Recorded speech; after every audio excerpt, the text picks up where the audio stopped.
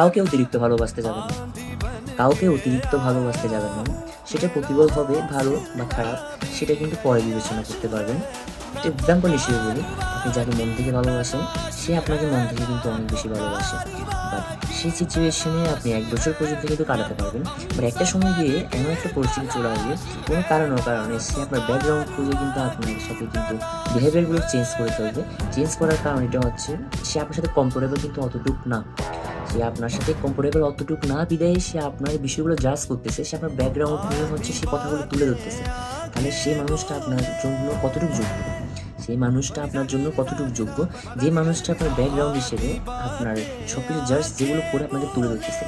যে সত্যিকারের ভালোবাসে সে কোনোদিন আপনার ব্যাকগ্রাউন্ড নিয়ে কোনো কথা বলবে না, সে জাস্ট আপনাকেই ভালোবাসবে। আপনার সাথে থাকতে পারলে সে সমস্ত দুনিয়া কিনতে পারে। বাট সেই হিসেবে আপনার যে মানুষগুলো আপনার ব্যাকগ্রাউন্ড নিয়ে কথা বলতেছে, সেই মানুষগুলো থেকে অ্যাটলিস্ট দূরে থাকার চেষ্টা করুন। অবশ্যই তাকে মেনশন করুন, যে মানুষগুলো এরকম আপনার সাথে সেম বিহেভিয়ার করতেছে, সেই মানুষগুলোকে মেনশন করে অবশ্যই কিন্তু জানাই দিবেন। কারণ আমরা কিন্তু বলতে পারি না, বাট আরেকজনের ভিডিওর মাধ্যমে চাইলে কিন্তু সেই বিষয়গুলো শেয়ার করতে পারি।